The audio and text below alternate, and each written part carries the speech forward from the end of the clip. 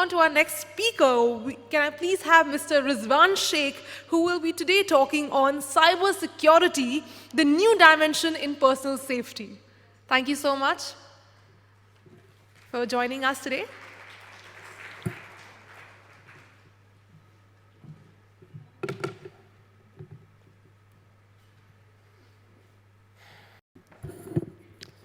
Okay, good afternoon, everyone. My name is Rizwan Sheikh, and we people call ourselves with very unique identity known as ethical hacker. This term hacker sounds interesting at times, but I personally realized it goes negative at times. Just to tell you a few of the examples, I was delivering an interview to one of the media channel where the anchor started questioning how a hacker can be ethical. It is as good as saying ethical murderer, ethical criminal, ethical hacker. A hacker is a hacker, right? But there are two kinds of hacker, ethical and unethical, and there is a very thin line of difference between both. To tell you a few of the examples of unethical hacking activity, I'll give you a real-time example. One of the case we received in the year 2011, it was a very famous case. A very reputed university's website got hacked. And when you try to open that website, the home page displays some rubbish message. So this is what the job of unethical hacker is. If you have encountered recent cases like illegal money transfer from various bank accounts, one of the biggest bank hacking fraud happened in India of the world, right? From Pune to Mumbai, 94 crores, 147 crore rupees illegally transferred because of the vulnerability in the SWIFT. So these are some of the unethical hacking activities. Now, what is our job as an ethical hacker? What we are doing? The job of ethical hacker is to hack with correct intentions, with prior permission, in order to protect it. So what we do, whatever project we get, for example, if it's a website security project, my job is to try to hack into the website in order to make it hack-proof, without damaging it. Now, being into hacking profile, hacking field, I have been working since last 11 years almost. I'm running a company with 75 on-payroll hackers who are one of the top 100 white hat hackers working in the company. And we have been providing this service not only to private sectors, but working very closely with government as well, defense, in research and development.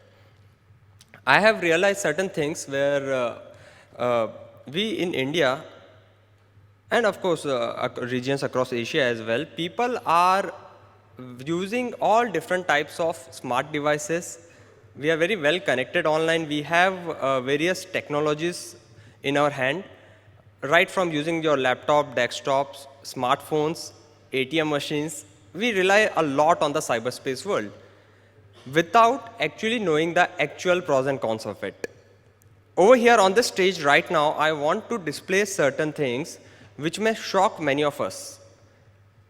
Hacking into someone's account, privacy, data is not rocket science. Any person who is semi-geek sounded can also do this with the tools and softwares available on the internet publicly free of cost.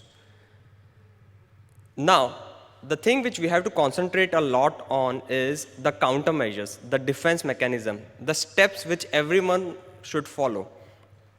Today, every one of us have a smartphone in their hand, right? I have something over here in which I want to display live on the stage how can we hack into anyone's smartphone within fraction of seconds. And when I say hacking into anyone's smartphone within fraction of seconds, it's not just hacking into your cell phone or call logs, but right from your WhatsApp, your gallery, your videos, your photos, everything. Before telling you this, I want to discuss a very small case we received. Acting as a cyber law consultant for one of the female who approached us saying that her photographs are leaked out somehow, and an anonymous person is demanding ransom amount, asking, pay me this much bitcoins immediately, else I will leak all this pic of yours on the internet. For the one time, she paid this amount by purchasing bitcoins through some sources. After 6 months, she received the same message again. Right? So this may go on and on and on. Data is something which is once shared is forever gone. So what can be done in such scenarios? Definitely everyone is aware prevention is better than cure. So of course you have to prevent yourself first from getting hacked. But if it's hacked once, then you have to apply some other countermeasures. So without wasting any more time, I want to display something. The first thing I am starting with is, I have made certain applications. Now, we have made these applications only for certain government agencies who use it for certain jobs. I want to display one of the application. If you go on Play Store or App Store, there are few applications which we have made. I have made one application with the name Scientific Calculator. It's a very nice application. Many of people are using that app. One more application I have made is Shairi and Quotes. Very well-written shairis are written over there. I just heard one of the very good poetry from one of the speaker. It was wonderful. The same way I have written many of the shairis, more than 100 plus shairis I have written myself, copied from Google. I am not a shair or something, but so that app is very famous. Now, if you type any keyword, if you type love, you will get all love-related shairis. If you are sad, just type sad, you will get all the sad shairis. Now, these are some of the genuine apps which are uploaded on the Play Store. But what we have found out is a vulnerability where we can actually merge a Trojan application with that genuine app. Anyone installing the applications which I am asking you to from the Play Store I'm not talking about the third-party apps, is indirectly installing my Trojan, and your entire cell phone will be here. So I just want to display a small demonstration. Can I have any of the volunteers over here with the cell phone? I basically need a cell phone. Okay, I have one of my person over here. Please run. So what I'm going to do is, right now I'm just going to open either App Store, Play Store, okay. And I'm just opening one of the application in the Play Store. Installed, done. Now, I've just installed the application over here. Now, this app might be Scientific Calculator, it can be any other application as well. The data syncing may take a minute or two, but let me try to log in into my control panel to see what all data exactly I am fetching out. So this is the Trojan we have created for login. And here is the database. You can see I have just logged in to the application, and if you see, I think the screen is not clearly visible on the left side, but if I go over here, there is a list of menu. The first option which I see on the left side is call logs. When I click on the call logs button, I can actually find all his dialed call, received call, missed calls numbers of his cell phone, along with date, time, duration, which I'm not displaying on the screen, but I can actually find out every private call information from his cell phone. Now, this is what I'm getting just by installing a single software. I can see you were speaking on call for 2 hours yesterday night, and that number doesn't belong to your wife, right? So he might be saying it's a client call or something, but something more I want to display. When I go at the bottom, I see there is an option with the name call recordings, which actually allows me to hear each and every recordings as well. So it's not just the call logs, but you can actually see and listen all the call recordings. Now, imagine if any unethical hacker gets such kind of access to your cell phone, how big the damage can be. Apart from that, I can see all the messages, location tracking, mic recorder, and so many other things. There's one more option over here with the name turn on live camera. Now, this particular option allows me to remotely switch on his cell phone's both the camera and start the video recording without actually displaying anything on the screen. So we can not only find the GPS location, but also we can find out what exactly the person is doing at what premises. So, and apart from that, there are so many other things as well. So you can imagine this small APK file can do such a big damage. Now, our job was to use this for certain anti-elements. With help of various agencies, we have to inject this in someone's cell phone who is situated in our neighboring nation to basically mitigate or spy on people.